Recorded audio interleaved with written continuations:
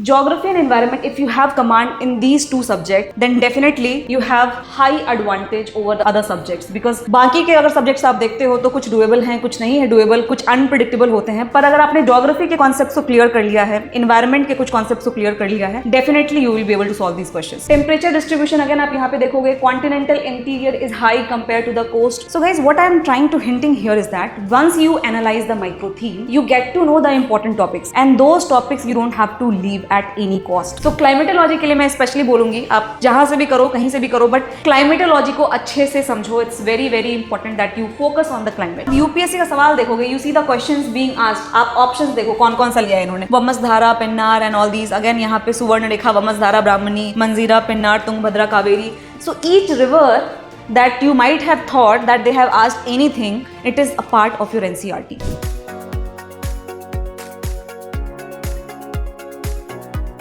Today I'll be talking about the high yield scoring zones of GS1 and GS3, right? So guys, if you have seen the syllabus and if you have seen the PYQs, you can clearly see that geography and environment has the maximum weightage, right? So how am I saying this? If you see the micro theme of geography as well as environment, you see it has the number of questions that have been asked. Okay? So this is for prelims, right? Now you see the number of questions that was asked in prelims in geography and in the environment section. All right. Now in mains also, if you see the number of questions being asked in geography as well as environment. Here I am focusing on geography and environment, that is GS paper 1 and GS3, which has the maximum weightage. Now again guys, in geography if you see, there are some portions which keep on asked in UPSC prelims as well as mains, चाहे वो physical geography हो, human geography हो, right? And same goes for environment as well, right? So environment के जितने भी conference of parties हैं, and you have species that are in news, you have organizations, you have some policies, conferences, right? But how exactly to read all these? And especially geography, which is a very very technical subject, so it becomes difficult sometime to analyze by by yourself to like what type of questions will be asked. Okay, so this is for as I have shown you, this is for prelims and this is for mains. Guys, history, polity, economics, if you see, वो questions, especially अगर मैं polity और economics की बात बोलूँ, these questions you might be able, some questions you might be able to do it, right? History का कोई कोई short नहीं है. What is being asked, what will be asked, nothing is confirmed, right? But in case of geography, it is doable. And by seeing the number of questions that have been asked, it becomes the highest weightage area. Now, so what is the problem, right? So we'll here with this conclave, we will try to understand that how we should focus on GS1 and GS3 and how this particular topic can help in transforming it to a massive competitive advantage. Alright guys, so geography and environment, if you have command in these two subjects, then definitely you have a high advantage over the other other subjects, because बाकी के अगर subjects आप देखते हो तो कुछ doable हैं, कुछ नहीं है डुएबल, कुछ अनप्रिडिक्टेबल होते हैं, पर अगर आपने ज्योग्राफी के कॉन्सेप्ट्स को क्लियर कर लिया है, एनवायरनमेंट के कुछ कॉन्सेप्ट्स को क्लियर कर लिया है, definitely you will be able to solve these questions. ठीक है. Now how we have to approach micro themes, as many of the faculties have already told you that what is micro theme. Micro theme क्या है मैं आपको एक बार फिर से revise करवा देती हूँ. So these are the topics, these are the recurring topics which keeps on coming on year to year basis, right? So again mapping them becomes very very important. आप किस तरह से micro theme को map कर रहे हो. Now how will I map it? I'll see the questions that have been asked in UPSC prelims or mains, and on that basis I would like to see कि आखिर कितने सारे आपके themes निकल कर आ रहे हैं जिससे UPSC बार बार question पूछ रहा है. Say for example, geography is a big subject. Now within geography you have climatology. Now within climatology there are some themes which are repeating, like you have temperature distribution, you have cloud, you have this climate, you have climatic regions. ठीक है. तो ये जो themes है, again इस पे UPSC ने बार बार सवाल पूछा है और वहाँ से मुझे मालूम चला that these are the very important micro themes which I have to prepare. So you just cannot ignore the micro themes. ठीक है. Now definitely we have already prepared it, तो आपको अलग से कुछ भी करने की ज़रूरत नहीं है यहाँ पे. Alright guys, now you have 3 steps method to prepare for this micro theme and to approach a particular topic. सबसे पहला काम क्या है, you have to see that you have to decode the micro themes. Like within the micro themes, कौन से micro themes है where the number of questions are very high, the number of questions are at medium range and at the lower range. ठीक है, every micro theme is important, but first of all you need to understand कि आखिर micro theme में भी क्या क्या चीज़ें जो हैं वो पूछी जा रही हैं बार बार. So decoding of micro theme each and everything, वो चीज़ आपको करनी बहुत ज़रूरी है. Now the second important thing is that अब प्रॉब्लम यहाँ से स्टार्ट होती है. ठीक है, when we say back to basics, there are some certain concepts which you can do it easily. कुछ आप कॉन्सेप्ट आसानी से कर सकते हो, कुछ जो कॉन्सेप्ट्स हैं आपके it takes a lot of time. ठीक है, so some portions from NCERT, if I am talking about basic, तो आप 100% doable, right. But some topics will not be doable by seeing the nature of the geography. ठीक है, and then third जो होता है, जो current affair, which is a very important point, how you are relating those basic thing with the current affairs. ठीक है, जो भी आपने अपने एनसीईआरटी में पढ़ा, whatever topics you are reading, how you are able to relate those topics with the current affair, that becomes very very important guys. Alright, तो ये जो 3 लेवल मैंने आपको दिखा रही हूँ, ये 3 लेवल आपको अप्रोच करना है. पहला कि माइक्रो थीम आपको पहचाननी है, you have to decode it. Second, you have to see back to basic, you have to see all the concepts that are there in the NCERTs. और जो भी आप फाउंडेशन में पढ़ते हो, some portions are doable, some portions are partially doable. Now third is what, that how you are integrating it with the current affairs. तो जिन बच्चों ने भी ये 3 चीज़ें करनी जान गई, ठीक है ना, जो भी जान गए इन चीज़ों को करना, definitely then the questions will not be for you to unsolvable.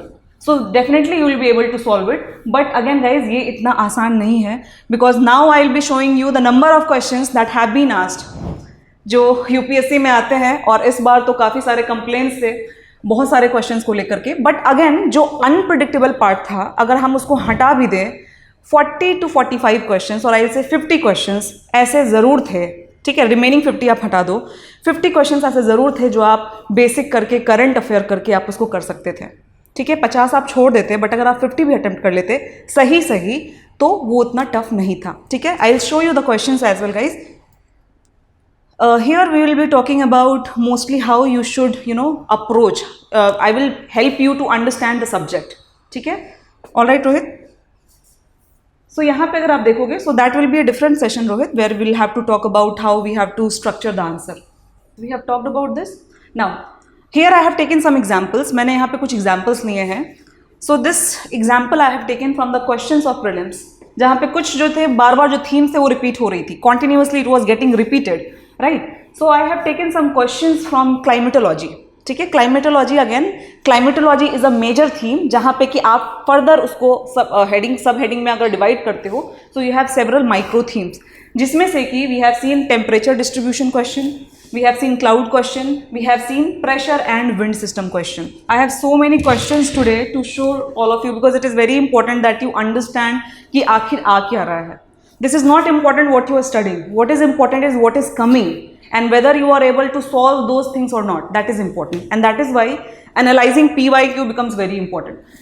तो जैसे मैंने माइक्रो थीम को एनालिसिस स्टार्ट किया, so I can divide within this climatology that these are the themes that are coming back to back. ठीक है, अब मैं आपको क्वेश्चंस दिखाती हूँ. 2024 का क्वेश्चन है. Now this is the question that was being asked. You can I because I have so many questions to let you see, so मैं जल्दी हटा रही हूँ. आप उसको पॉज करके स्क्रीनशॉट लेके you can see it, right. So यहाँ पे देखोगे statement 1 and statement 2 again from temperature distribution. This is a question from the isothermal map. Again, how the temperature is distributed in different months, winter and summer. ठीक है, उसके बारे में question है. ठीक है, यहाँ पे अगर फिर से आप देखोगे continent and ocean, same question guys, 2023 2024 they are repeating the theme again, and same theme based on what, based on the isotherm, कि हम अगर ओशन से कॉन्टिनेंट की तरफ जाते हैं, कॉन्टिनेंट से ओशन की तरफ जाते हैं, what is the movement of isotherm. That was the question. ठीक है, now then you see clouds. Again, clouds becomes important. This years also you will see the question being asked on the climate change. Climate change के ऊपर question आया हुआ था. ठीक है. Now how this cloud is helping in global warming and warming of a particular place becomes important. Cloud से question आया है, क्लाउड आपके एनसीईआरटी में भी है. ठीक है. Then again you see here the question being asked on artificial rain, cloud thinning. Again cloud से क्वेश्चन है. ठीक है. यहाँ पे अगेन आप देखो, dew drops not formed on a cloudy night. Again it is related to cloud, how cloud is behaving. ठीक है. टेम्परेचर डिस्ट्रीब्यूशन अगेन आप यहाँ पे देखोगे, continental interior is high compare to the coast. ठीक है. So guys what I am trying to hinting here is that once you analyse the micro theme, you get to know the important topics and those topics you don't have to leave at any cost. ठीक है. तो जब आपके पास micro theme है, अगर आपने question analysis कर लिया, then you start clearing the concept. Now geography being a technical subject, कई बार आपको गाइडेंस की ज़रूरत पड़ती है. It's not like history, it's not like polity जहाँ आप खुद से पढ़ो और आपको समझ में आ जाए. And hence for this subject I will suggest you take a guidance, so that will be helpful for you, and that guidance you can take from anywhere, but yes you have to take for some topics because these are technical. Now pressure and wind system, Coriolis force के ऊपर सवाल आया है, 2024 का ही है. Then you have again pressure and wind system becomes important because how am I saying this, because I have analyzed the micro theme and I am showing you the question. Again pressure and wind system. ठीक है. Pressure and wind system, southern hemisphere are stronger and more persistent than the northern hemisphere. All right. Now, so यहाँ पे मैंने आपको एक part दिखाया. I have shown you just the one part that how you can analyze the micro themes. Micro themes document is already prepared. You can get those micro theme document from us. It's already there. ठीक है. Now, what are the issues which most of you are facing? अब दिक्कत क्या आती है कि देखो, geography के बारे में, इन्वायरमेंट के बारे में लोग बोलते तो ये ज़रूर है कि that you have to go through NCERTs, you have to go through this, that, but actually there are lot of sources that are existing. एक बार आपने कुछ पढ़ा, देन आपने दूसरे सोर्स पे गए, देन आप थर्ड सोर्स पे गए, देन आप फोर्थ सोर्स पे गए, और at the end you are not able to jot down all the information. ठीक है ना, वो पूरा बस्ट हो गया. So multiplicity of the sources is the one issue that all of you are facing. The second is technical nature of the subject. Technical क्यों है geography? देखो, अगर आपका होल्ड है ज्योग्राफी पे ना, because you see from every past 10 years you see the number of question that being asked in geography. अगर आपका ये क्लियर है, 10 क्वेश्चन आपके पूरे के पूरे बन सकते हैं. ठीक है ना, और 10 question you see the marks that you can increase, and hence it is very important that you have hold over this subject. It's the most important subject in the entire UPSC journey. Alright guys, so technical nature of the subject है. Then if you see interconnection between the topics. Now if I talk about climatology, अगर मैं climatology की बात करूँ, you have different chapters. One chapter is talking about climate, other is talking about climate regions. और बच्चे मेरे पास आते हैं और बोलते हैं मैम climatic regions याद ही नहीं होता है, इतने सारे हैं, इतने सारे आपके लेटर्स हैं, याद ही नहीं होता है, क्या करें. ठीक है. तो climatic region is not the problem. The problem is you have not understood the climate. Climate ही आपने नहीं समझा है कि how the pressures are building, how the temperatures are building, आपने वही नहीं समझा है, and that is why you are not understanding the climatic reasons. तो वंस यू हैव अंडरस्टूड कि आखिर प्रेशर बेल्ट्स कैसे बन रहे हैं, how the wind is flowing west to east to west, keeping in mind Coriolis force, keeping in mind northern hemisphere southern hemisphere, then remembering climatic region is not at all a problem. आपको कुछ memorise करने की जरूरत ही नहीं है. ठीक है. आप देखोगे और आप सोचोगे कि अच्छा ये लोकेशन है तो ये वाला होगा. ठीक है ना. So it's very important that you interconnect, specially when I am talking about geography. ठीक है. Now you have how you should link it with current affairs, that is also the issue. आपने क्रॉप्स पढ़ लिया, आप NCERT में गए, you have agriculture chapter, you have read about rice, you have read about wheat, you have read about cotton, sugar cane etcetera, but अब उसको link कैसे करें? बिकॉज यूपीएससी राइस के बारे में तो जरूर पूछ रहा है, बट आपके एनसीईआरटी में जो दिया हुआ है वो नहीं पूछ रहा है. ठीक है. तो देखो, कॉन्सेप्ट वही है, टॉपिक वही है, but UPSC is not asking that. So what is UPSC is asking? UPSC is asking about the current events, what is happening, so how you should link it. ठीक है. एंड विद दैट टाइम, जो आपके पास time का constrain है, उस particular time period में आप कैसे लिंक कर पाते हो, that is very important. Then last is the mapping. Mapping is also the issue. This year also you see the question being asked on Madhav national park, hillock gibbon sanctuary. ठीक है. और भी कुछ क्वेश्चंस थे आपके मैप बेस्ड पे, जो straight of Hormuz है वहाँ पे क्वेश्चन आया था. तो वो सारे आपके मैप बेस्ड में आते हैं। तो अगर आपने इन सारी चीज़ों को ध्यान में रखते हुए सब कुछ को होल्ड कर लिया, डेफिनेटली आपके 15 जो क्वेश्चन है वो कहीं नहीं जा रहे हैं। So you can again you have that advantage कि आप बाकी सब्जेक्ट्स को, अगर हिस्ट्री तो आप छोड़ ही दो, what they are asking you even nobody knows, teachers even don't know what they are asking, ठीक है, बट एटलीस्ट जो चीज़ आपके हाथ में है, जो आपके होल्ड में है, that on that you can prepare, right. So now let's come to the NCERT dilemma. For geography, like everybody tells you to read NCERT, but what is the issue with आप NCERT की dilemma क्या है कि अगर आप एक बार पढ़ लेते हो, you think that you have prepared, but once you start solving, आपसे solve नहीं होता, ठीक है, फिर से पढ़ते हो, फिर जाते हो, फिर नहीं होता. So that is the issue with NCERT, because NCERT has some limitations, है ना. NCERT की limitation है, you go and read geography book, they have given just one paragraph, they have used some technical words, peneplain, penny plane and all these things, you don't know about it, आपको मालूम ही नहीं है कि आखिर वो होता क्या है, and they have just given one paragraph, and so you are left with, you know, in the middle of something that you like how to proceed now, अब आगे कैसे बढ़े, है ना.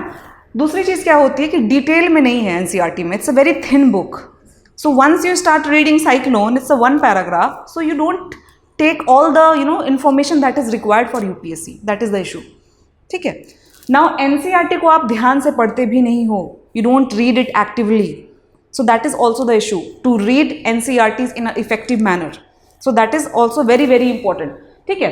So there are some gaps in the NCERTs that like incomplete information है, coverage नहीं है, interconnection की बात नहीं करता, क्लाइमेटोलॉजी का एक चैप्टर क्लाइमेट कहीं पे है, क्लाइमेटिक रीजन्स बिल्कुल डिफरेंट छोड़ पे है ना. So you are not able to, you know, how to interconnected, so that these are the issues with NCERTs, और यही प्रॉब्लम्स आपको आती होंगी जब आप प्रिपेयर करते होंगे. Now there are some gaps in your approach as well, so we will be talking about those gaps and how you should, you know, fill those gaps. That is very very important. Now first of all, I have already talked about what, micro theme को आप ignore करते हैं, ठीक है, तो वो काम आपको नहीं करना है. सबसे पहला काम आप करेंगे, आप सिलेबस देखेंगे, you will analyse the micro themes, that is very very important, and that is for prelims as well as for mains, दोनों के लिए इंपॉर्टेंट है, ठीक है. Then you don't have to ignore maps. Maps are very very essential, be it a part of NCERT. I will show you कि directly जो NCERT के map हैं वहाँ से सवाल आया है, एक बार नहीं बार बार, ठीक है. तो NCERT के मैप्स और super maps, those are very important. Now third, you see कि आप जब NCERT पढ़ते हैं, you tend to, you know, ignore the small small boxes, diagrams, जो एक्स्ट्रा इन्फॉर्मेशन है, that you also ignore, so that is also important. Now fifth is, you don't read human geography. Geography you think it's all about physical geography, अरे human geography तो हम कर लेंगे, but जब human geography के सवाल आते हैं तब आपको मालूम चलता है कि ह्यूमन जोग्राफी आप कर पा रहे हो या नहीं कर पा रहे हो, ठीक है. सो ह्यूमन जोग्राफी को इग्नोर करना, ये आपकी सबसे बड़ी दिक्कत हो सकती है, specially when we are talking about mains, ठीक है. हो सकता है प्रीलिम्स में आपको सवाल कम दिखते हो, डेमोग्राफी से, इकोनॉमिक एक्टिविटी से, ठीक है, सेटलमेंट से, इनसे आपको हो सकता है सवाल कम दिखते हो, but once you come to mains, you analyse the questions, you see there are a lot of questions from human geography. तो ह्यूमन जोग्राफी को आपको इग्नोर नहीं करना है. How you have to approach, I will tell you. And yes, there is no active reading from your side that how you should approach and how you should read NCERT. So these are some gaps in your approach. ठीक है. तो मैं पहले सबसे पहले बात कर रही थी incomplete और disconnected, and once you start reading, you don't try to interconnect. ठीक है. यहाँ पे definitely आपको guidance की ज़रूरत पड़ती है, especially the subjects, the topics like climatology, like oceanography. ठीक है. And once you have understood this climatology, मैं आपको बता रही हूँ, ओशनोग्राफी समझना आपके लिए बिल्कुल भी मुश्किल नहीं है, क्योंकि सब कुछ क्लाइमेट पे ही बेस्ड है ओशनोग्राफी में. So but you have to know how it is interlinked. Pressure develop हो रहा है, उस प्रेशर से बारिश हो रही है नहीं हो रही है, how the waves are, you know, currents are generated, everything is connected with climate, each and everything is connected with climate. So climatology के लिए मैं स्पेशली बोलूँगी, आप जहाँ से भी करो, कहीं से भी करो, बट क्लाइमेटोलॉजी को अच्छे से समझो. It's very very important that you focus on the climate, ठीक है. Now again, climate and climatic regions, it seems to different topics but are not a different topics, everything is interrelated. I will show you a slide here ये आपके दो chapters हैं. This is again fundamental of physical geography, chapter 10 and chapter 12, climate and climatic regions. ठीक है, but once you understand this chapter is definitely doable. ठीक है. Again अब ये देखो, ये जो एक टॉपिक है सब tropical high, you see this is, it seems like it's a separate topic, isolated topic, but this subtropical high, it is related to formation of desert. UPSC ने पूछा है. It is related to how the trade winds are driven. क्यों? High है, high pressure से low pressure, wind movement high pressure से low pressure. तो wind आपकी कैसे बह रही है? Permanent wind, very important. It generate cold current. ठीक है, जब भी आपकी वेस्टर्ली आ रही है, सो it is removing that the surface level water. So and hence in this way current is generated. It causes coastal dryness. High pressure है, coastal dryness भी होती है उससे. It also shapes vegetation. What type of vegetation will it have? The location, how, like आप किस तरह का vegetation वहाँ पे देखोगे, ये भी बताएगा आपको subtropical high. ठीक है. Say for example, देखो यहाँ पे, this is a subtropical high. This area is subtropical high, right? Now see guys, अगर आपको मान लो latitude mention कर देता है, so suppose UPSC has mentioned about this latitude. Right, this is subtropical high. All right, and now UPSC has not written that it is subtropical high, but it has mentioned the latitude, it has mentioned the month. ठीक है, आपको मालूम चल गया कि एक particular month में, चलो समर का मंथ है और ये लैटिट्यूड है, it means I know that there is a subtropical high. ठीक है, सो हाई प्रेशर है. What is the characteristics of high pressure? Now UPSC is asking what type of vegetation you will see there. किस तरह का vegetation आपको देखने को मिलेगा इन दिस लैटिट्यूड? कैसा मिलेगा आपको? हाई प्रेशर है, डेफिनेटली यहाँ पे रेनफॉल नहीं होता है. ठीक है, this is the case of what? Stability.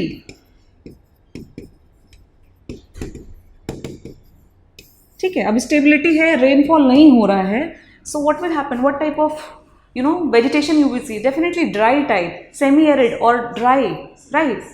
ठीक है, सो that is why this, if you understand all these locations, all this pressure belt, wind system, definitely you can interconnect and climatic region will not no more be tough for you.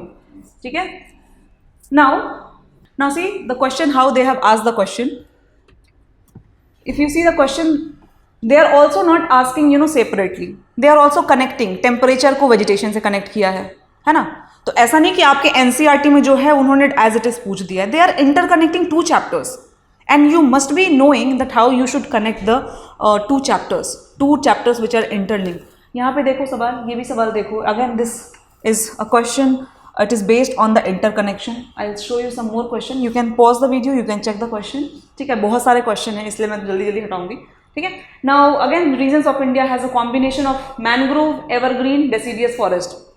अब आपको मालूम है कि कौन सा ऐसा area है, मतलब आप ये इमेजिन करो कि ऐसा कौन सा एरिया हो सकता है जहाँ पे आपको कि मैंग्रोव भी देखने को मिलता है, एवरग्रीन में भी मिल सकता है, डेसिडियस भी मिल सकता है. Now you will go through the location कि कौन कौन सा लोकेशन है, and now by seeing here you can guess कि भाई ये एक पर्टिकुलर लोकेशन हो सकती है जहाँ पे कि in different types of vegetation you will find.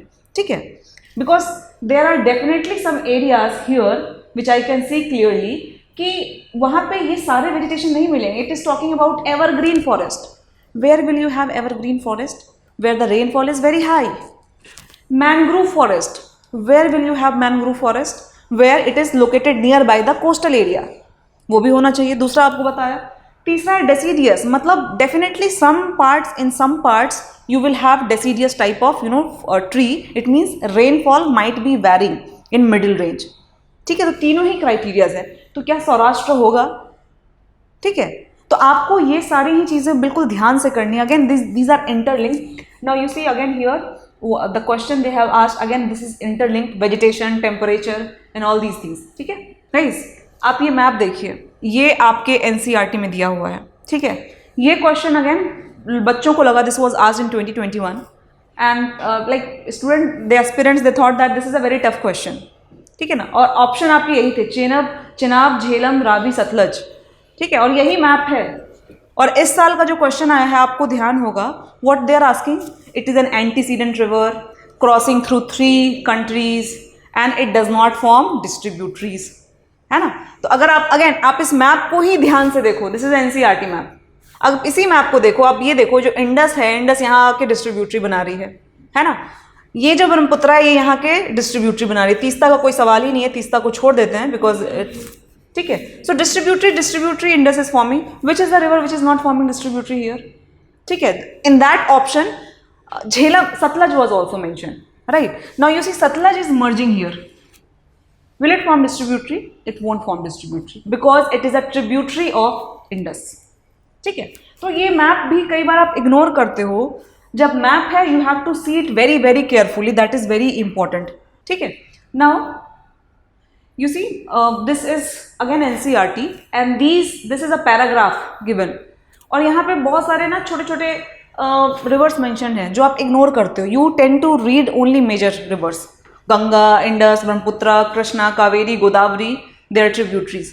But when it comes to smaller rivers आप उसको इग्नोर करते हैं। यहाँ पे अगर आप देखोगे the rivers that are flowing towards west and the rivers that are flowing towards east, इसी पैराग्राफ में ये इतने सारे रिवर्स मेंशन हैं, ठीक है ना। तो ये जो कंफ्यूजन होती है कि भाई आखिर हम कितने ट्रिब्यूटरीज पढ़ लें या कितने डिस्ट्रीब्यूटरीज पढ़ लें, नहीं, you don't have to read everything, but at least those things which are given in NCERT that you have to read very very carefully. इसके अगर बाहर आ रहा है छोड़ दो उस क्वेश्चन को, बट एटलीस्ट ये वाले जो पोर्शंस हैं जो डुएबल हैं that you can not just ignore, आप you can not just let it go, ठीक है। तो ये देखो ये सारे ही चीज़ें मेंशन है यहाँ पे, ये सारे रिवर्स मेंशन है। Now I will show you the questions. देख लिया यहाँ पे आपने, ये सारे रिवर्स हैं, ठीक है, ये इसी पैराग्राफ से लिया गया है, ठीक है। Now again these are the smaller rivers flowing towards the east, same paragraph, Subarnarekha, Baitarani, Brahmani, Vamsadhara, Pennar, Palar, ये सब कुछ वैगई दिया हुआ है, ठीक है। और अगर आप अब यूपीएससी का सवाल देखोगे, you see the questions being asked, आप ऑप्शंस देखो कौन कौन सा लिया है इन्होंने, Vamsadhara, Pennar and all these. Again यहाँ पे Subarnarekha, Vamsadhara, Brahmani, Manjira, Pennar, Tungabhadra, Kaveri. So each river that you might have thought that they have asked anything, it is a part of your NCERT, ठीक है। हो सकता है in some years there could be some exceptions कि बिल्कुल out of the box कुछ पूछ लें, but most of the time these are coming from your NCERT only. Now how I should prepare these rivers, say for example Vaigai, यहाँ पे वैगई लिखा है, आपके NCERT का पार्ट है। अब कोई भी चीज़ वैगई रिवर पे होती है that becomes important. Any current event that is going on this river, any old settlement, UNESCO की कोई साइट है, कुछ नई सिटी मिली है और आपको मालूम चल रहा है through current affairs, now you have to prepare those news, so those part of NCERT reappearing in the current, so those you have to read, you have to understand, ठीक है। Now ignoring boxes and diagrams, as I was mentioning before, like I will show you some questions that was, ये आपके box में है कि water on the earth surface कितनी concentration है and the direct question being asked. So guys what I am saying is these are 100% doable from NCERT, you don't need any guidance here.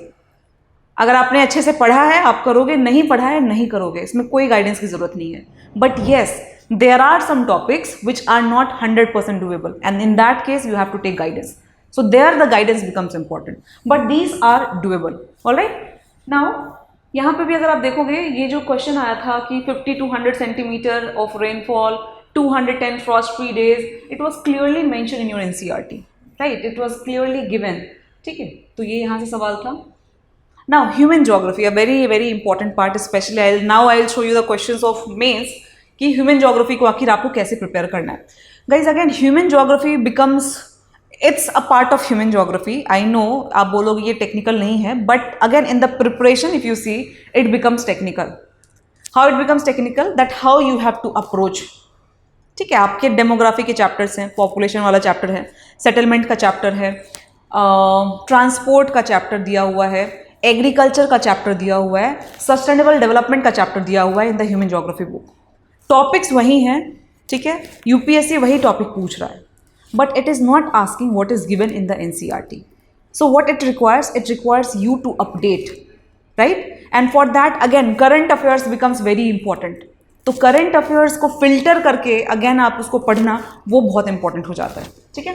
So see here, सबसे पहला काम क्या है, again यहाँ पे भी सबसे इंपॉर्टेंट है, you have to analyse, then you have to go back to basic, ठीक है, what UPSC is asking? So UPSC is asking the topics from NCERT.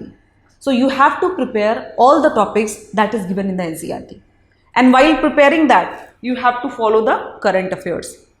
ठीक है, अभी रिसेंटली क्या हुआ है? Say for example, शुगर में रिसेंटली क्या हुआ है कि शुगर के बैन पे एक्सपोर्ट लगा दिया गया. ठीक है, फर्टिलाइजर पे अभी देखोगे पिछले 2-3 महीने से लगातार बैक टू बैक आर्टिकल आ रहे हैं. ठीक है, now petrochemical industry, sugar industry, it is part of your NCERT human geography and it is reappearing through the current affairs. So you have to focus those areas which is part of NCERT and it is coming again in the current affairs. ये बहुत important हो जाता है for the human geography portion.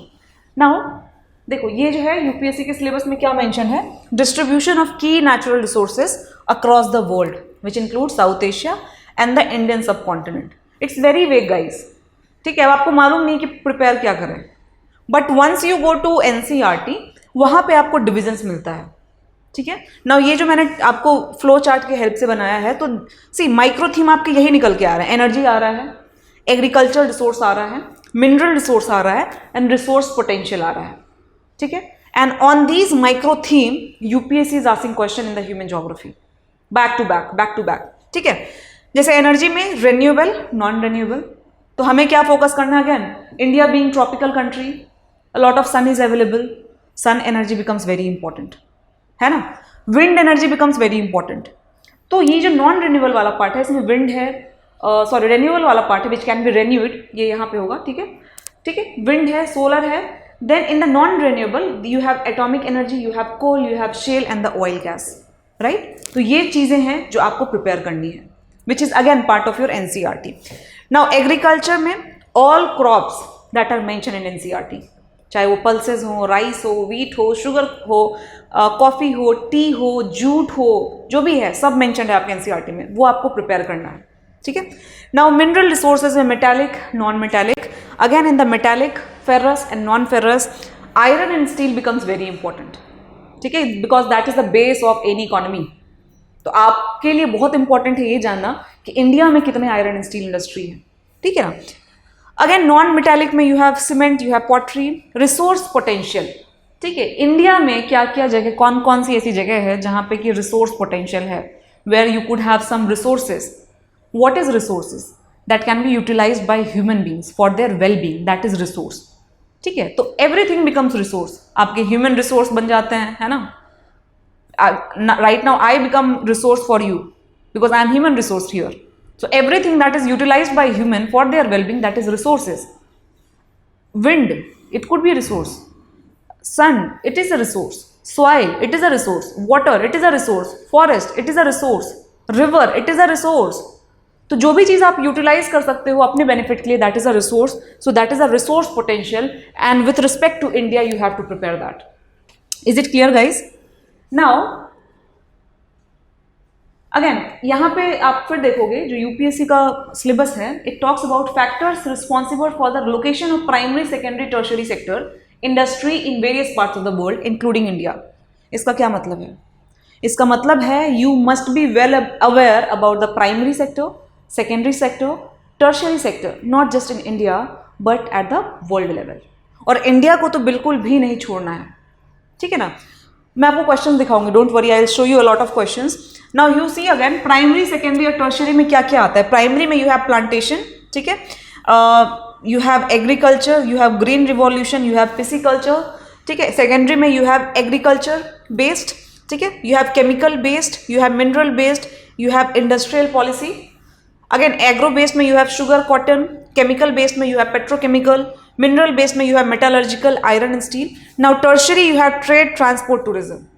Now you take any year UPSC question and I am challenging you. You just show me a question which is out of this area. मुझे एक question आप दिखा दो जो इस एरिया से बाहर है. ठीक है, तो area is defined but you have to upgrade yourself, you have to update yourself with the help of current affairs. आपको मालूम होना चाहिए what is the trend that is going in India, in the world. Right. So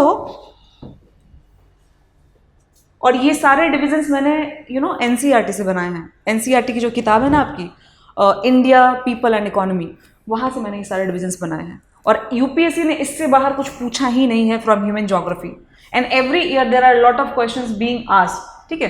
primary sector से अगर आप देखोगे PYQ का जो थीम आ रहा है that is from tea garden, pulses, international year of pulses 2016, it is part of NCERT and hence question being asked, ठीक है, फ्रॉम पल्सेस। ग्रीन रिवॉल्यूशन, आपके एग्रीकल्चर में जाओगे वहाँ पे चैप्टर है, वहाँ पे एक पूरा एक पैराग्राफ है, बड़ा सा पैराग्राफ है, it talks about how India is has evolve, how green revolution came and after that what happened. तो क्वेश्चन वहाँ से भी आया है। From net food importer to net food exporter से क्वेश्चन आया है, ब्लू रिवॉल्यूशन से क्वेश्चन आया है, माइनिंग से क्वेश्चन आए हैं, ठीक है। I will show you the questions as well, but let's see the theme first. Agro based में food processing in the north west India, sugar mills के बारे में क्वेश्चन आया है। द डिसेंट्रलाइज्ड कॉटन टेक्सटाइल के बारे में क्वेश्चन आया है, ठीक है। Then you have iron and steel, alright. You have industrial corridor which becomes part of industrial policy, उससे भी सवाल आया है। टर्शरी में you see significance of strait and isthmus in trade, problems and prospect of inland water, so part of transport, socio economic effects of railways, ठीक है, again part of transport, tourism and ecological carrying capacity in Himalayas, ठीक है। So again it's a tertiary sector. Restoring mountain ecosystem affect tourism, तो tourism से question है, ठीक है। Again आप एनर्जी से देखो question on the wind, solar, non renewable में कोल, शेल ऑयल, गैस से आया है। एग्रीकल्चर में all crops that is covered in NCERT, you have to prepare that. Minerals में again I have shown you and what is the potential, ठीक है। Now how you should prepare, all right? So first you have to do analysis, you have to come to back to basics, all the all the topics that are mentioned in the NCERT that you have to prepare, and then you have to integrate it with current affairs. These three approach you have to follow for every topic that is given in the NCERT.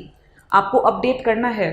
जैसे rice है, अब वो जो rice की production है ना वो बहुत पुरानी है, 2005-6 की दी हुई है, तो डेफिनेटली नाउ उसका कोई काम नहीं है। You have to update where India is standing. आपको याद होगा प्रीलिम्स में क्वेश्चन आया था कि India largest producer of rice, something like that the question was there, and in the option there was India, China, Vietnam, Philippines, right, ये सब option में थे।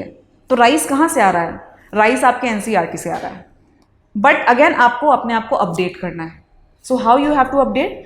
What is the position of India, how much we are exporting importing, what is the trend, the current trend पिछले past कुछ सालों में, whether it is increased और decrease, and the states that are producing, the highest producing state, वो आपको at least 3 याद रखने हैं, 1, 2 and 3, दैट्स इट, ठीक है। Now you see, so in this way you have to prepare. So अगर आप PYQ देखोगे, क्वेश्चन आया था, British planters develop tea gardens all along the Shivalik and lesser Himalayas from Assam to Himachal Pradesh, in effect they did not succeed beyond the Darjeeling, explain. Now here geography is also coming into the role, climate is also coming into the role, right, but the topic they have selected from the NCERT, और आप वहाँ पे जाएंगे जब NCERT की किताब देखेंगे ना, वहाँ पे exactly लिखा हुआ है कि ब्रिटिशर्स ने प्लांट किया है in these areas in that paragraph, right. Then you have agriculture, again from being net food importer in the 1960s, India has emerged as a net food exporter to the world, ठीक है।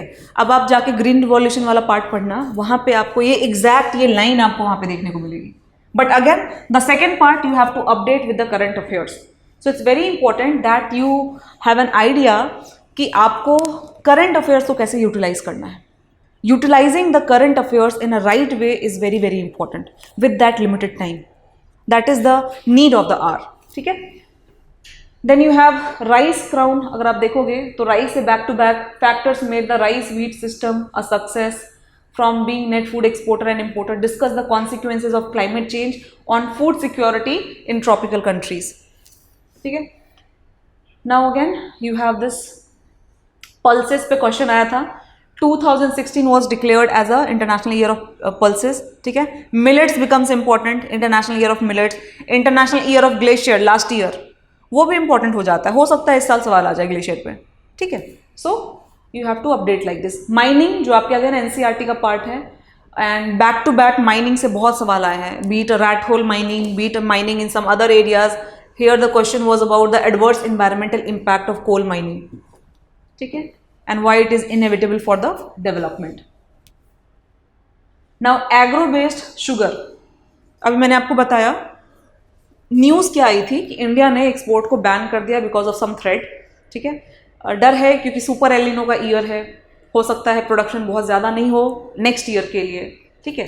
Already India is having the culture of sweet, all the festival, Diwali हो होली हो, तो stock चाहिए हमको, ठीक है। और अगर हम अभी भी एक्सपोर्ट करेंगे तो डेफिनेटली हो सकता है हमें शॉर्टेज हो जाए और इन्फ्लेशन बहुत ज़्यादा बढ़ जाए, ठीक है। तो इसलिए एक्सपोर्ट हमने जो है टेम्परेली हमने बैन किया है। Now this is the current, but this sugar how like वो न्यूज़ में था, but why I am reading this because this was part of your NCERT, ठीक है। So do you agree that this is the growing trend of opening new sugar mills in the southern states of India? And there was an article I remember जो discuss कर रहा था कि southern states में जो हैं ये sugar mills वो बहुत बढ़े हैं, ठीक है। Why, what are the reasons behind it? And the topic because it was part of NCERT and hence becomes important,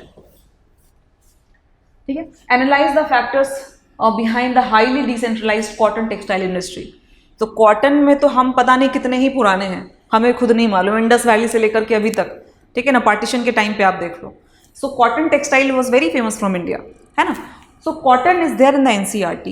Any development that with respect to cotton becomes important. You have to know which are the locations जहाँ पे cotton जो है वो है, ठीक है। Now you have sugar. Sugar already we have discussed. Cotton we have discussed. Petrochemical से भी सवाल आया था। अब बोलोगे मैम पेट्रोकेमिकल कहाँ से आ गया? जाओ भाई NCERT खोलो, वहाँ पे आपको एक पैराग्राफ मिलेगा पेट्रोकेमिकल पे, ठीक है ना। When you go to manufacturing वाले इंडस्ट्री में, then you go there, you will find a manufacturing industry and petrochemical is mentioned. Petrochemical refineries are not necessarily located near the crude oil producing areas, particularly in many developing countries. Explain its implications, ठीक है। Similarly for industrial policy, they have asked about industrial corridors, ठीक है। They have asked about can a strategy of regional resource based manufacturing help to promote employment in India? So this is again related. Inland waterway से question आया था, enumerate the problems and prospect of inland waterway. Again it is a part of your NCERT. You go and see the transport chapter, वहाँ पे आपको सारे तरह के different types of transport आपको देखने को मिलेंगे. There they have also mentioned inland waterway. There they have also mentioned about the national waterway of India. ठीक है, कितने सारे route हैं वो भी वहाँ पे mentioned है. Then railways, bring out the socio-economic effect of the introduction of railway in different countries of the world. Now you go and see the fundamentals of human geography of class 12th.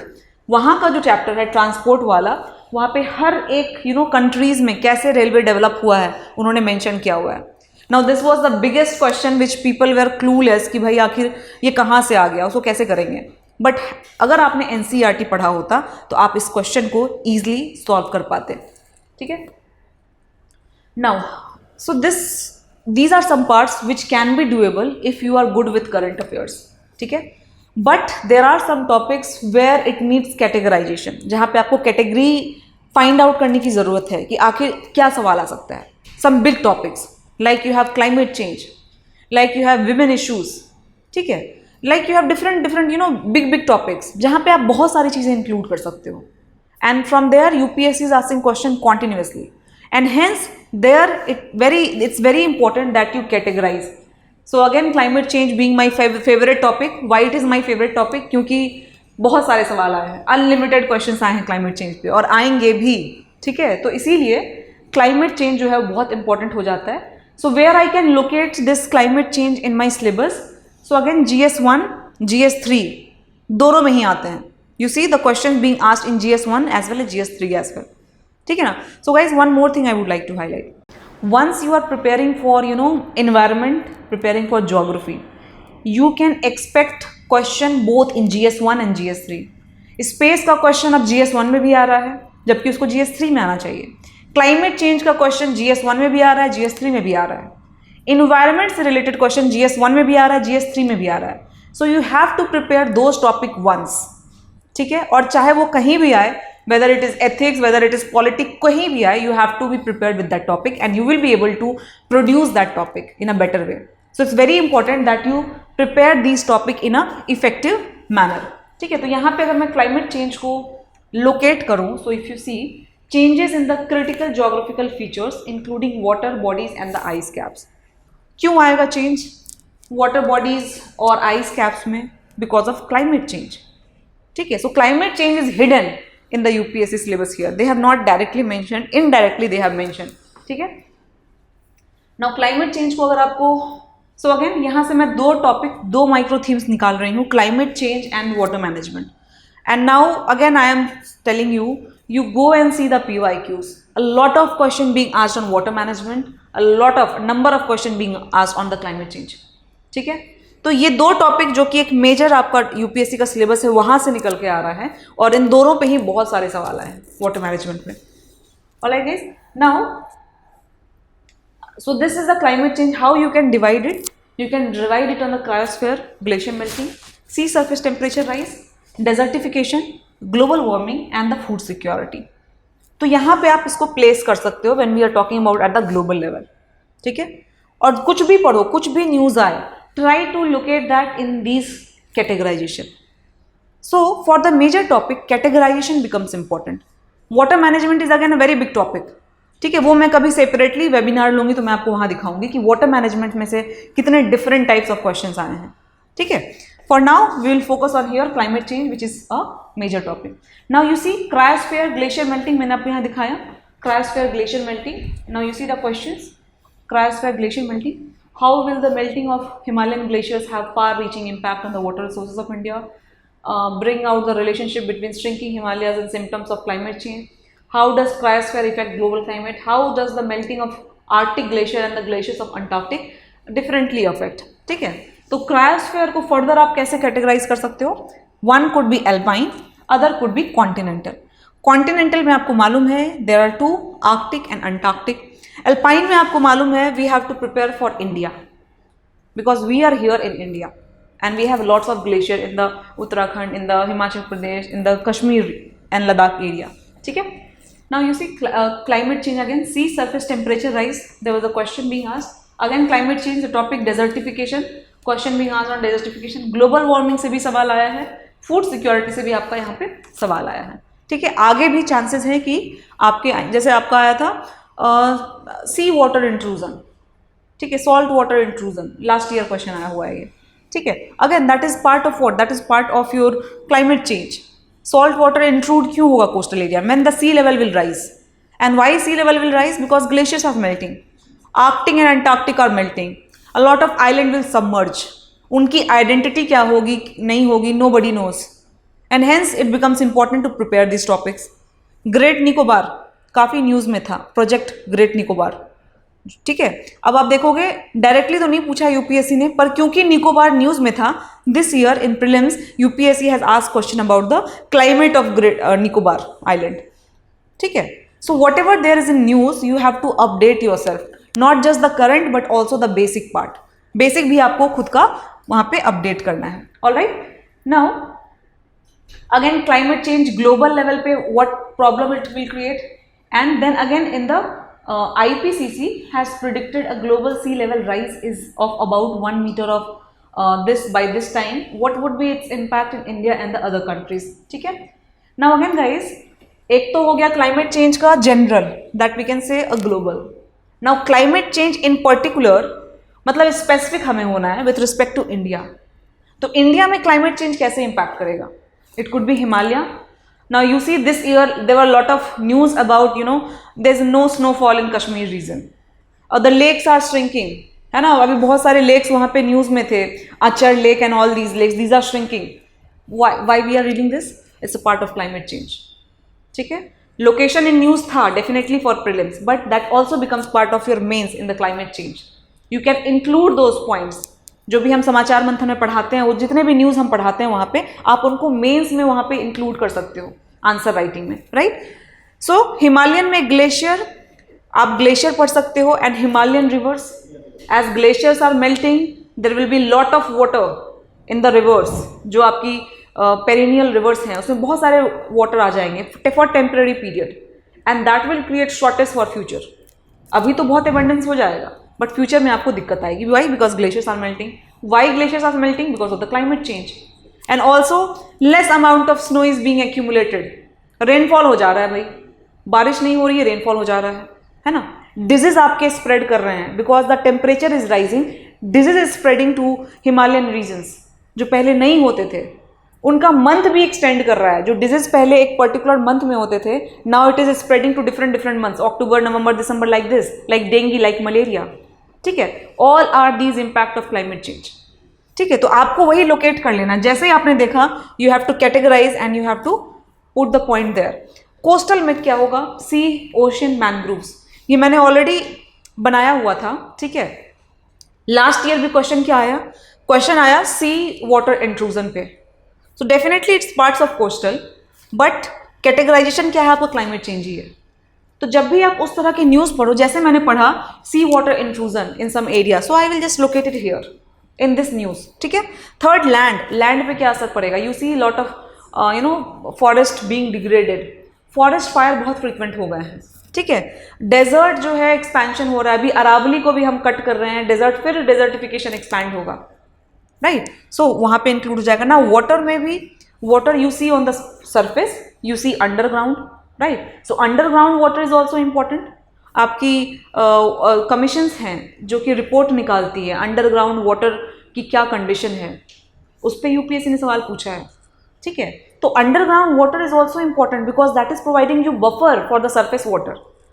और underground से आपने बहुत ज़्यादा निकाल लिया, domestic use, agriculture use, industrial use, तो यहाँ पे भी वाटर टेबल डाउन हो गया, सरफेस का भी वाटर एवापोरेशन से निकल गया।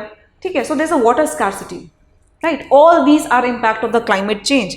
सो underground, on surface you have to cover lake, rivers, wetlands, right. So guys, this is the general categorization of the major topics like climate change.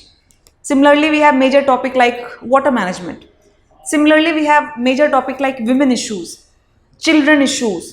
तो वहाँ पे आपको कैटेगराइज करना है कि भाई ये कैटेगरी इसकी है, ये कैटेगरी इसकी है, एंड देन आपको वहाँ पे पॉइंट्स जो है वो इंक्लूड करने हैं। ठीक है।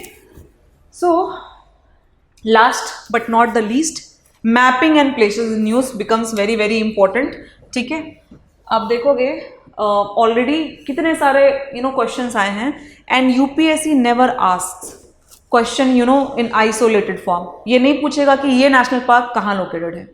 इट विल आस्क कि ये वेटलैंड है भाई, ये नेशनल पार्क क्या उसी वेटलैंड के आसपास है? This type of question they will ask, right. So I will always suggest to do with super maps, always and always do with super maps, guys. I have given a lot of time to prepare that super map, and it includes everything. That is the one map which is including everything, your wetlands, national parks, tiger reserves, ठीक है, और UNESCO की sites, dams, glaciers, mountains, सारा कुछ आपको एक map के through मिल जाता है। एंड एट द एंड जो जो पूरे ईयर का न्यूज़ होता है, current affairs, that I also take in places in news document. ठीक है, so places in news document again it is released at the just before the prelims, जो कि बेस्ड होता है on the super maps only. So we keep on updating the locations on the super maps. तो super maps के ऊपर से for example कोई location थी जो न्यूज़ में थी, तो फिर से हम उसको पढ़ाते हैं, स्पेशली ऑल दोज न्यूज़ हम उसको फिर से कवर करते हैं। ठीक है, so you see questions on rivers, glaciers and locations, ठीक है, डैम्स एंड लेक्स, तो ये मिक्स करके हमेशा यूपीएससी पूछता है, rivers and lakes, rivers and important town, so it is mixing. So if you are doing isolated map, let me tell you, let me clarify you, the maps will not be doable for you ever if you are doing that way. ठीक है, तो जब भी आप maps करो you have to integrate it, you have to see कि अगर भाई मैंने कोई लोकेशन पढ़ा तो साथ में मैंने ये भी देखा कि आसपास कौन से सिटीज़ हैं, इंपॉर्टेंट सिटीज़। ठीक है, मैंने ये भी देखा क्या कोई रामसार साइट है, क्या कोई नेशनल पार्क है। So I have to check each and everything when I am doing a particular location which was in news, right? And only in that way your questions of UPSC will be solved. ठीक है, now again आप ये जो पूरे maps पढ़ते हो उसका एक ही सोल्यूशन है, you have super map. So I'll just show you one.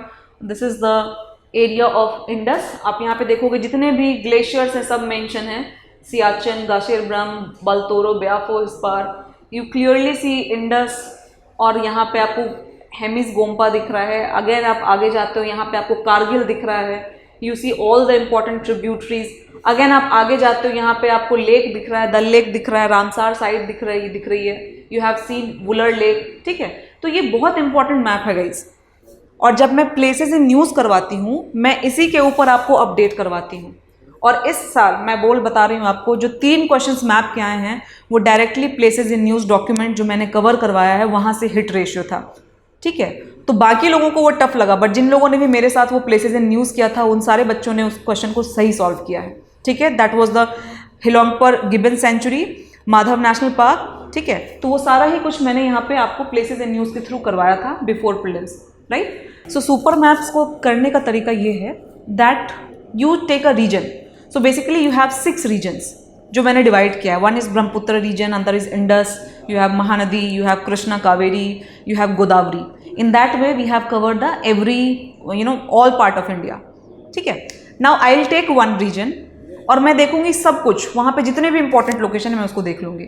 Similarly I will do it for other region as well. ठीक है, उसके बाद मैं क्या करूँगी, I have one map also जो सारे रीजन्स को कंपाइल करता है and there I will see all the locations. ठीक है, तो मैंने अपने माइंड में वो सारे मैप्स को, वो सारी लोकेशन को ध्यान में रखा. Now what will I do, I will take a map, a blank map, there I will try to practise. What I will practise, those locations which are there in the NCERTs and those locations which are in the current affairs. ठीक है, again guys आपको खुद से भी करने की जरूरत नहीं है क्योंकि प्लेसेस इन न्यूज़ का डॉक्यूमेंट मैं खुद प्रोवाइड करती हूँ. At the end of the just before the prelims I will provide you and there you will have collection of all the news, all the places that were in the news for 1 year. तो वहाँ पे आपको अलग से काम करने की ज़रूरत नहीं है. बस आपका काम यही रहेगा, जो भी मैं आपको प्लेसेस इन न्यूज़ बता रही हूँ you have to revise it, you have to practise it and practise it as many times as you can. जितनी बार करोगे उतनी बार अच्छा होगा. कोई भी लोकेशन आई न्यूज़ में, से फॉर एग्जाम्पल अचर लेक आ गया, अब उस अचर लेक को मैंने सुपर मैप लिया और मैंने लोकेट करने का कोशिश किया. ठीक है, वो लोकेट हो गया and then I am seeing कि आसपास और कौन कौन से एरियाज हैं. सो इन अ वे लाइक जितनी बार कोई लोकेशन आ रहा है मैं उस मैप को रिवाइज कर रही हूँ, मैं उस एरिया को बार बार रिवाइज कर रही हूँ.